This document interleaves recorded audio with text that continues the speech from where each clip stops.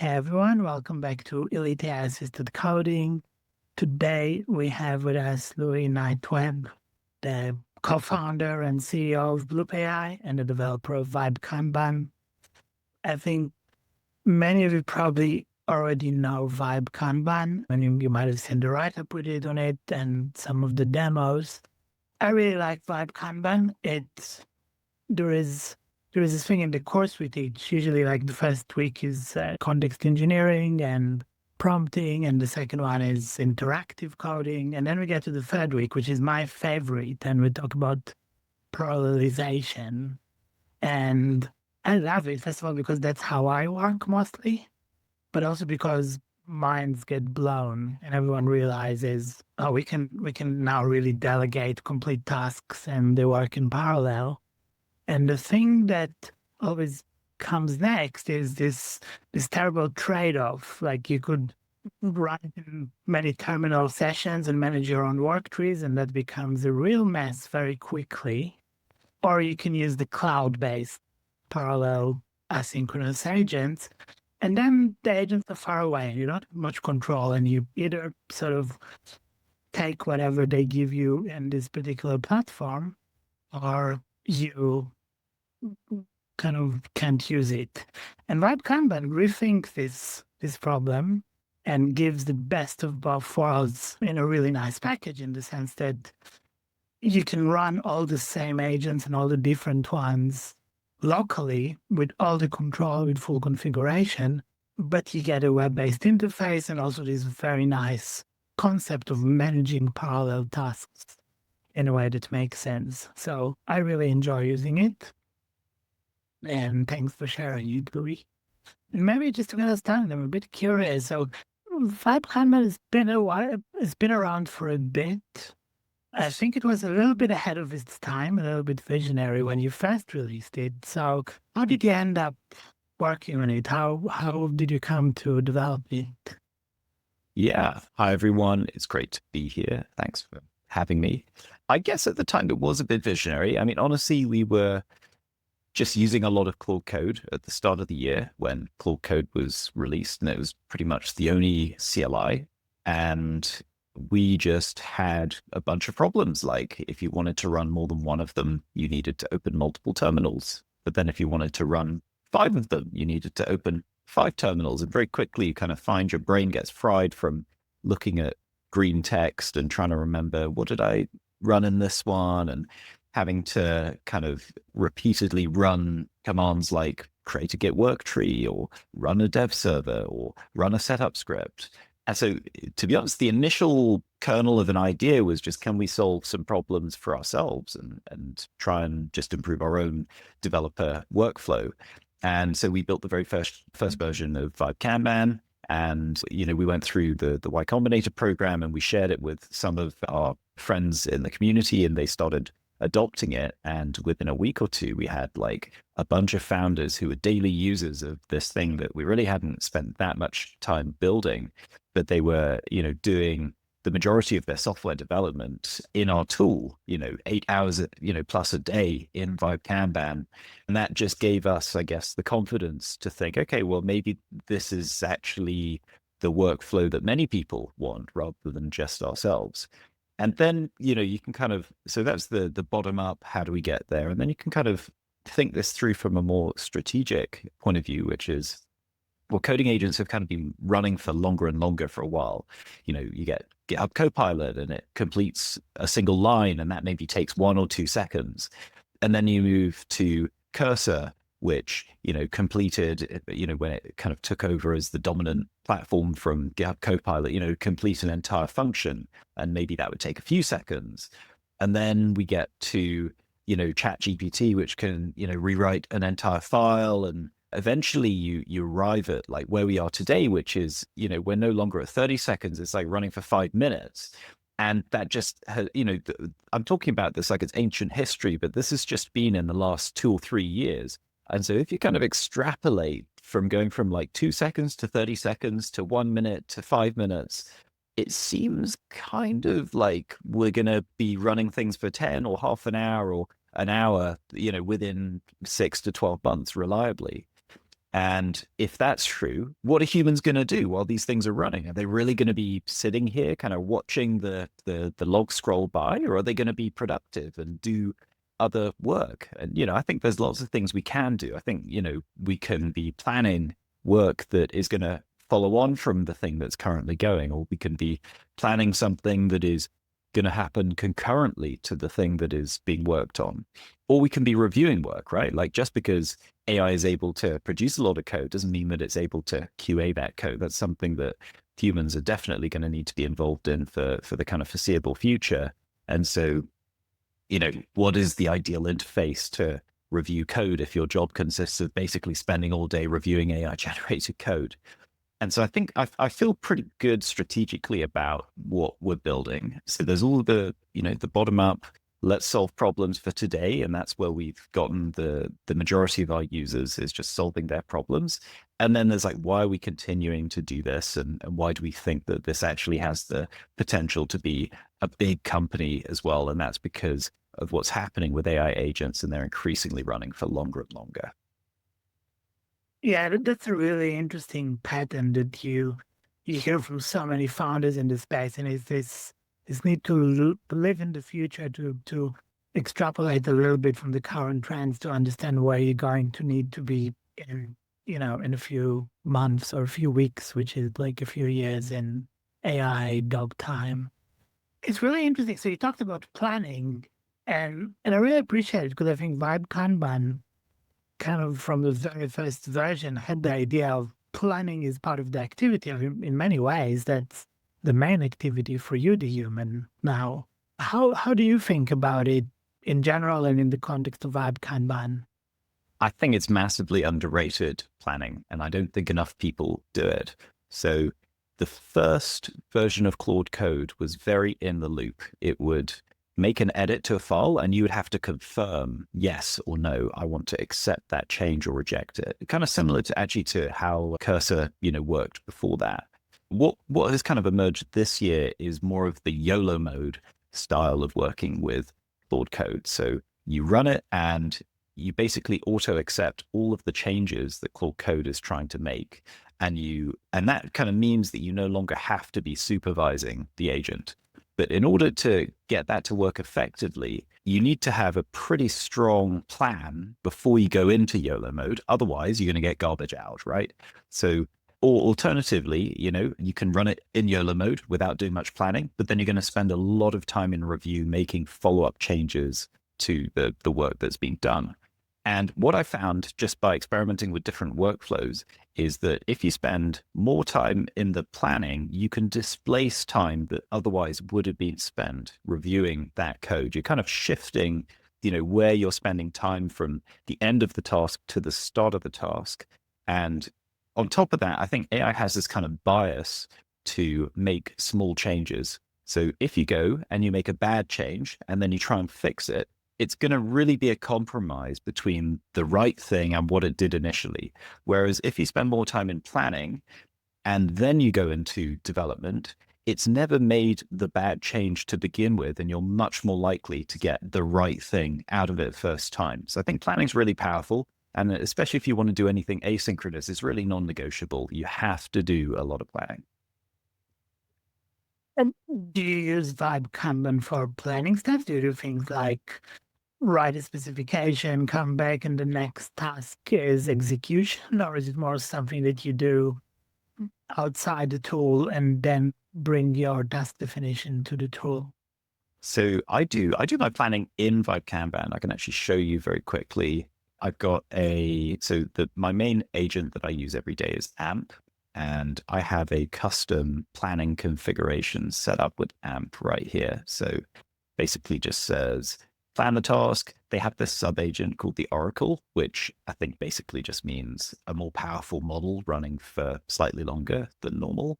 And then this is kind of key is, don't actually go make the changes, like confirm with me. And then I've got a very simple start guide. So we want simple changes. We don't care about migration. If you don't say that, then the models tend to add lots of things that are like support the previous users of this API or whatever. And But, the reality is, of course, you're going to change the front end as well. So there are no previous users. Code readability, this is like a kind of anti-laziness clause. Like Claude loves to make very small changes, but you need to tell it, like, actually, we value readability and we're happy, with you making a bigger change if that's what it's going to take to make the code readable. So this is typically, what I'll run as the first prompt, and then I'll have a look at that. I'll check out, okay, what files is it trying to edit? What, Rust crates in our case is a pretty strong tell of whether it's understood the task correctly or not. And if it's correct, I'll just go ahead and say, yes, that looks great. Go ahead and please make the change. Nice. Yeah. And I also noticed that I think, and I don't know what they put there in the Oracle, maybe it's GPT-5. GPT-5 is amazing for creating these plans, but if you don't tell it to stop, it will like invent all kind of niceties that it could do in addition, and possible next steps and all kind of things like this that are not going to be necessary at all. That's really cool. So do you often sort of go back and iterate on tasks while they're in progress? Or is it more like create a complete specification, fire it, and then it's off to done? So I guess it really depends. I mean, often, my understanding of how the change should be implemented, I only really understand that by the end of the task because, AI is making the change and the chances are it's modifying something that AI implemented in the first place. So I'm not necessarily like a massive domain expert sometimes when these changes are being made. So I actually often do make several attempts at a task because, my understanding will just grow through the process of Claude having, its first go at a task. And I think that's kind of healthy thinking about this as, okay, well, we basically have infinite compute and infinite ability to, try the same thing over and over. And we can always hit reset and go back to basics and try again. And then you lose all of that bias towards the existing change that has been made, and you're more likely to get a slightly better change. So sometimes I'll even go back to the planning stage and update the plan based on an implementation that came through. And I tend to get better results with that rather than kind of having very, very long conversations. And then you get into context management issues. The accuracy of these models is much better when you have, say, 30,000 tokens in the prompt as opposed to 150,000 tokens in the prompt. And if you're having to use like the compact function, honestly, I think you're probably using these things wrong because they work so much better at shorter context lengths than they do at long ones. Yes, and I think parallelizing really helps with that when you kind of assume in advance that you'll be doing a short focused task and not like this never-ending session of doing one step after the other. Wondering a little bit, what are your thoughts working on this as a team? Do you actually use Vibe-Kanban ever as a team, kind of using the same web interface, or is it still something that people run locally on their own machine? Is it something you're working on, thinking about? Yeah, well, we do use it as a team, and you can see pretty publicly actually how much we're using it because you can just go into the pull requests into Vibe-Kanban, and anything that is postfixed with Vibe-Kanban has been built using Vibe-Kanban itself. And so you can see at least kind of 50% of the PRs that we're opening across different members of the team. We're a small team. There's about 6 of us being opened with Vibe-Kanban. But yeah, you're right. That is mainly us using it as a team, but as an individual tool. And this is kind of something we've been really focusing on for the last couple of weeks is how do we turn this into something collaborative? Like what would those features even be? AI isn't natively something that I feel anyway enables like new forms of collaboration, but it does create problems that can be solved with collaboration. So I just find I'm reviewing a lot more code than I was before because so much more code is being produced. It's maybe like 3 to 4 times as many lines of code to review each day than there were, 2 or 3 years ago before AI. And so that presents a challenge. How do I make that into something that is not arduous and doesn't distract me from all the other work I need to do each day. So that's something we're thinking about, is making it easier for me to review my colleagues' AI generated code. And then, of course, planning. So this is something that we've started to notice as a team, is we're running into many more conflicts than we were before we started using AI tools, because tasks are getting completed faster. And so you have to merge things quicker. Otherwise, your risk of ending up, you editing the same file as somebody else, is working on another change, like has just increased a lot. And there's lots of interesting things you can do around, could we run planning in the cloud for every task in order to figure out which files are likely to be changed? And then we can efficiently schedule what tasks people are going to work on based on, how can we make sure nobody ever works on something that's likely to conflict with any in progress work? So, there's just a couple of ideas. I think we're really just scratching the surface of what we could build. But this is hopefully, something you'll see shipped in the next couple of weeks and months, as a very primitive version of what will become the Vibe-Kanban Teams edition. Very cool. Yeah, super curious about this. I'm also curious, and please do tell me, I don't know how much of it you can reveal or talk about, but so I know that you kind of started from doing work on migrations and things like this. Has Vibe-Kanban now become like your main product, or something that merges with that kind of work? Yeah, so we're like an old company. If we go way back to ancient history in 2021, we were training our own models to do really good code search. And we had a VS Code extension where you could search, for snippets of code that we had pulled from GitHub using vector search. And obviously the world has come a long way since then. But that was the biggest model at the time was GPT-2, and there was no GitHub Copilot, ChatGPT, anything like that. So I guess the consistent story throughout the various pivots of our company has been, trying to really push the boundary on how can we enable developers to just get more done? And so, we've gone from code search, helping a developer achieve a small part of their workflow. Then we moved into migrations, which were like, okay, this is something that developers hate doing, and maybe we can just automate the entire end-to-end process. And ultimately, I think it's something that should exist, but I think it's a difficult space for a startup to compete in, because it's really dominated by kind of legacy consultancies and things like that. And and where we are today is like, okay, we can be much more ambitious about the problems that we're tackling. It's like AI isn't just something you go and call as part of your day. It is the thing that is driving your work forwards. Everybody's becoming a manager, whether they like it or not. It's just an AI ultimately. And so we need new tools to really enable that to be efficient and not be an arduous workflow. Oh, that's brilliant. And you're clearly already managing it with Vibe-Kanban, even though it's a relatively young product. So what's next for Vibe-Kanban? What's kind of like, okay, you don't have to share the entire roadmap with us, but what's your vision, where things are going? What are you especially excited about now? So the thing I'm really excited about is, how do we make agents run for longer?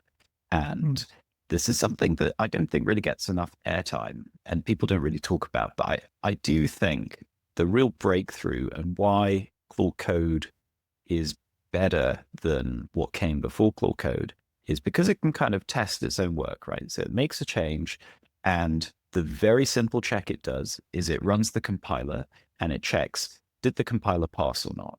And if it didn't, it goes back and it tries something else and it tries something else. And then eventually it turns over its work. And what previously would have happened before that is, AI would have made a change, but then it would have said, okay, human, you go and test my work. And that's kind of a weird situation to be in, where we're like subordinate to AI, where, AI is doing the work and just saying, okay, human, I've done my bit. Now you go and test my slop. And so I think the next breakthrough is probably like where I spend most of my time today, which is QAing the work that AI has produced. So, it's not very, I find most coding CLIs are not super accurate at starting dev servers, at opening a browser, at clicking around on different buttons, creating a user account, and actually really testing their changes. And then, that's like the easy version. The hard version is like you go into the long tail of CLI work and or applications that aren't necessarily websites are even harder to test than that. But I think this is where the big breakthrough is going to come from, and how we get things to run for 5, 10, 15 minutes rather than just a few, is if they can check their changes and then feed that back and make further fixes.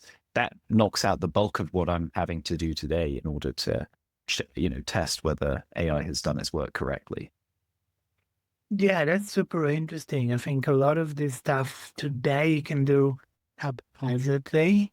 I often feel that like when I try to get the agents more involved, after a while it ran the development server 17 times in the background, and like it ran some of the tests but decided to disable them because it thought like that's a convenient way to get them to pass. And the more we kind of are able to orchestrate this in a very precise way, the less we need to be babysitting the agents. Yeah.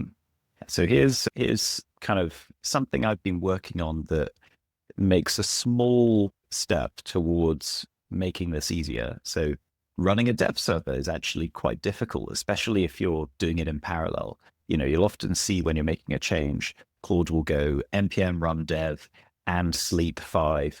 And then it'll never kill the dev server it started. So the next time it runs, it's like it can't start it because there's a port collision. And then obviously if you're running multiple core codes in parallel, which is what we're doing at Vibe-Kanban, then you haven't really got the infrastructure there to make sure dev server 1 starts on this port, dev server 2 starts on that port. So we've got MCP dev server manager, which we just shipped last week. And essentially it just does one thing really well. And it allows AI to say, please start a dev server. And then this will take care of choosing a free port and maintaining that port. And then if AI doesn't check the logs for, I think it's 5 minutes, or no, it's 2 minutes by default, then the MCP server will automatically kill that dev server. So things are getting cleaned up and you don't end up with 100 different dev servers running on your machine. Yeah, that's brilliant. I'm going to give this a try. That's obviously a problem everyone has. So I know we only have a few more minutes of your time. If anyone else wants to ask anything, feel free to just like unmute yourself and show up. If not, one thing I wanted to ask you is a little bit about the challenge of working with all these different agents, because I think there is a bit of a soup. It'll be some consolidation eventually, because it's probably a bit too much right now. But still, you support many, all the common ones. How did you find kind of a way to organize that and make it work reliably, which you done? Yeah, this was definitely what we spent most of our time on in the early days of Vibe-Kanban, was basically taking the JSON, and in some cases it's not even JSON, it's just raw CLI output, and then normalizing it. So you'll find if you ever look at the source code for Vibe-Kanban, it's got like this normalize function, which basically is just mapping JSON from all these different types to our special Vibe-Kanban JSON. But I think this is, something that really should be a community effort.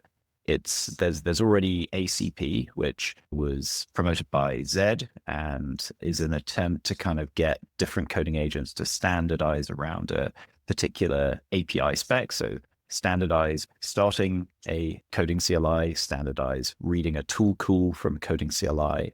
And that would make our lives much easier. And so what we're thinking of kind of doing or hoping will happen at some point over the next few months is we'll be able to ditch our custom JSON, or maybe even, kind of merge some of that work in, because we support more coding CLIs than any other open source project out there at the moment, and pool our resources with anybody else who's trying to have a system that kind of sits above multiple coding CLIs.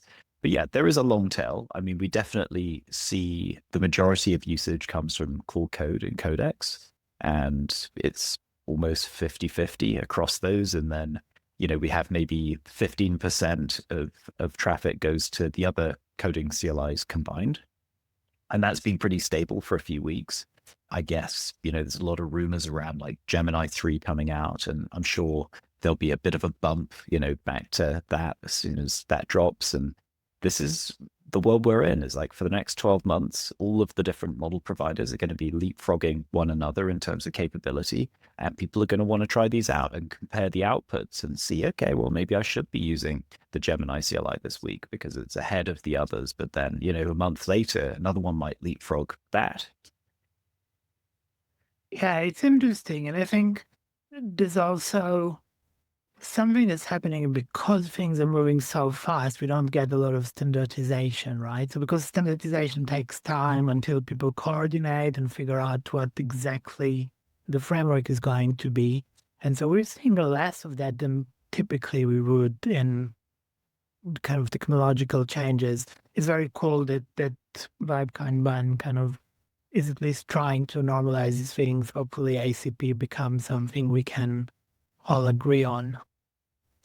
All right, Louis, so I know you need to go almost in a minute. Anything else you want to tell us before you go back to work?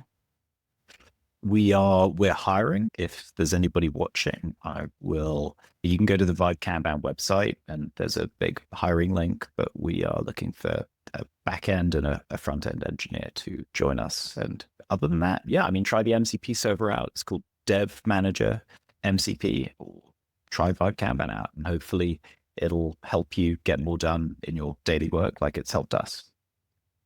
Brilliant. Louis, thank you so much. It was great to talk. And yeah, I can definitely recommend Vibe-Kan to everyone. And I'll try the new MCP server. So thanks so much, Eleanor.